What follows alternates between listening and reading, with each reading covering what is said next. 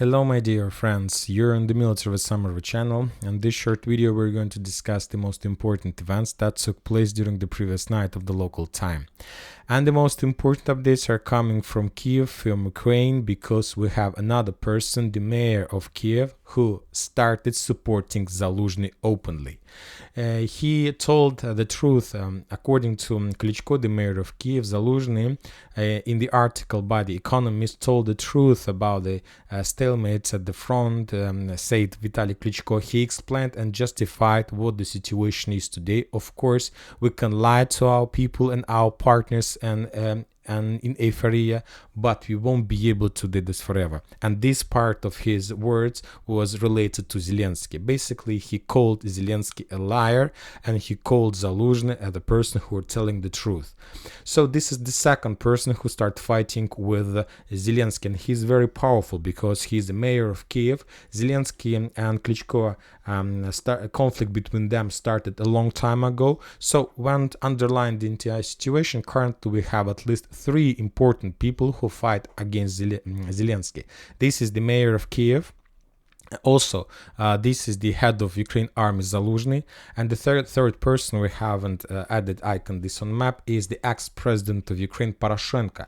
If you know, yesterday Poroshenko, those days, were trying to cross the Ukrainian border and to leave Ukraine, and he had some negotiations and plans to have meeting with Western political authorities, but Zelensky didn't allow him to leave the territory of Ukraine.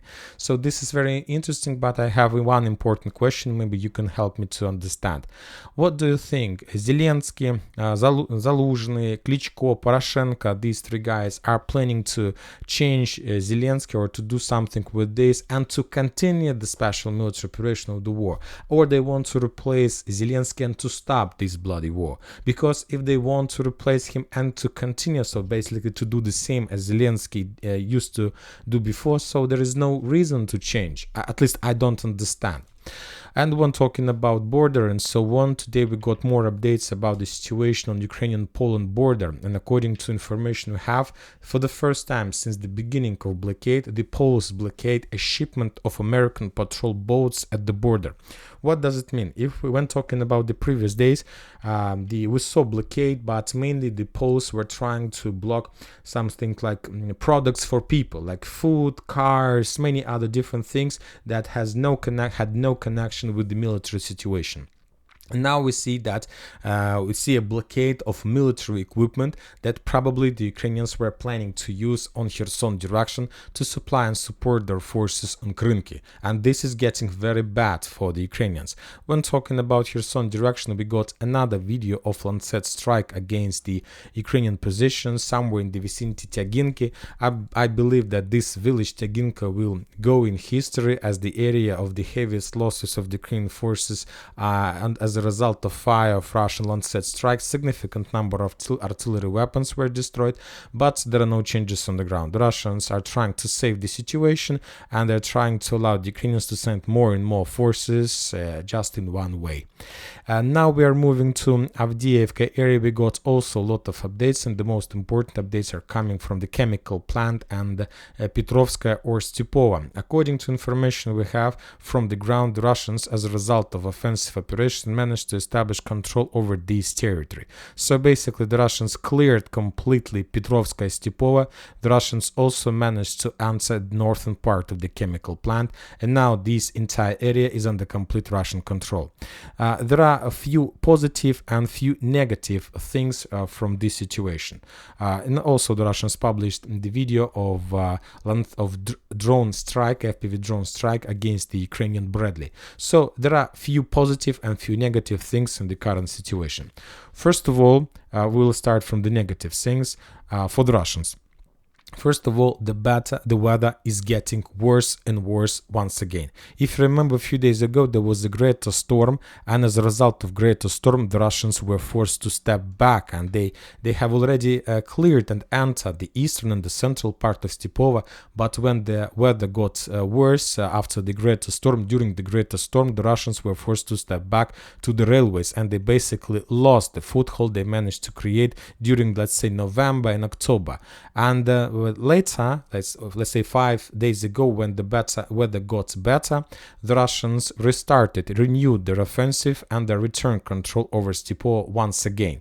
But the thing is that now the weather is getting worse and worse again. There is a very big heavy snow, big storm, and obviously the Ukrainians will try to use this situation and they will counterattack the Russians once again, because the Ukrainians don't have possibilities with supply, with support. This area is under very heavy Ukrainian fire, and I expect that today and tomorrow the Ukrainians will launch a series of counterattacks with the purpose to force the Russians to step back once again. So this is the positive part for the Ukrainian side. So anyway, and another positive thing for the Russian side, I'll remind you that during the previous great storm there was an operational post that took around 3 or 4 days, and the Russians managed to concentrate and accumulate significant number of forces, artillery rounds, and so on. And when the weather got better 4 days ago, the Russians just for 3 days managed to advance in the vicinity of Novomikhailivka. They got as close as possible to village. The Russians completely cleared the situation, the area industrial zone. The Russians managed to develop their foothold on the south of Tonenka and on the south of Severna by taking the tree lines in different directions. The Russians during the previous 4 days of good weather managed to got as close as possible to Bogdanovka. Some sources are saying that the Russians even have entered the village, and of course the Russians managed to achieve significant results in Tarskoye salient between the village Dibrova and the Ukrainian positions along Zhiribets River. Almost every single day we got more and more updates according to different mappers about the Russian progress, and according to information we have, now the Russians on this territory controls something like this. So the Russians managed to advance even further on this area. As you can see, it's like a very big foothold. The Ukrainians are not like stepping back, they're running away from this position. But now once again the weather got very bad. It's getting worse and worse, so I expect the slowdown of activity all over the combat line, and the Russians will have to wait for another few days. And this is not, of course, when comparing the benefits and the negative sides, of course, the weather brings more negative things for the Russians than positive, no matter the progress they managed to achieve during the good period of time. On this video we can see how the Russians were bombing Avdiivka. And when talking about Avdiivka, it doesn't matter the weather, because the clashes are taking place inside of the village, so it doesn't matter whether like a storm or not, because you are already in the city and you just need to storm one building after another.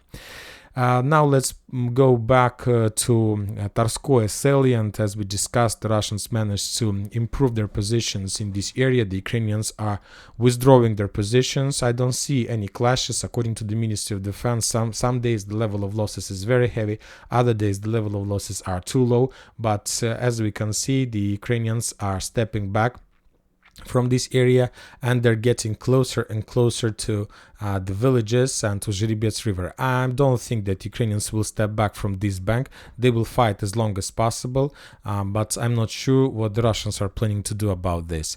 Very interesting update is coming from Dibrova that will force us to change the map on these scenes and these events, this footage that these events took place recently.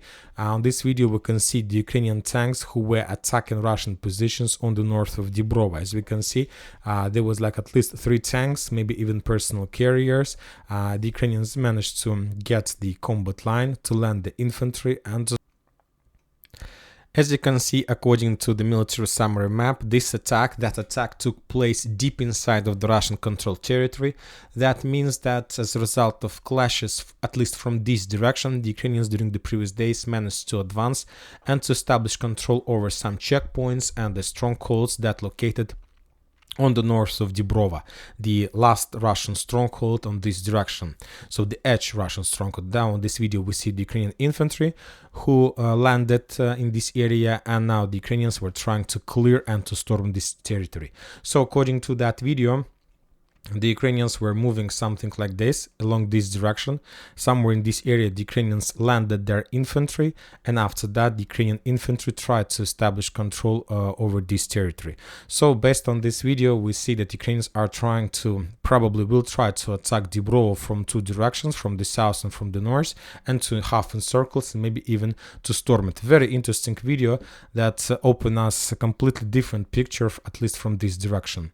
And now we are moving to Kupiansk area. We haven't received almost anything, just another video of Uday diary, Uday counter. He published the video of the 17th day of clashes of FPV drones bombardments.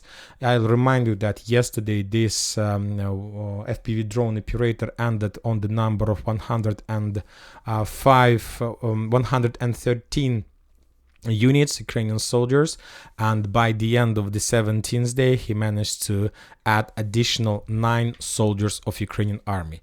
So we see that situation, that there's new completely type of warfare is coming, and I believe that the next year we are going to see more and more such FPV drone operators like this die, because this situation can change the entire, such a FPV operator can change the entire situation on this or that combat line.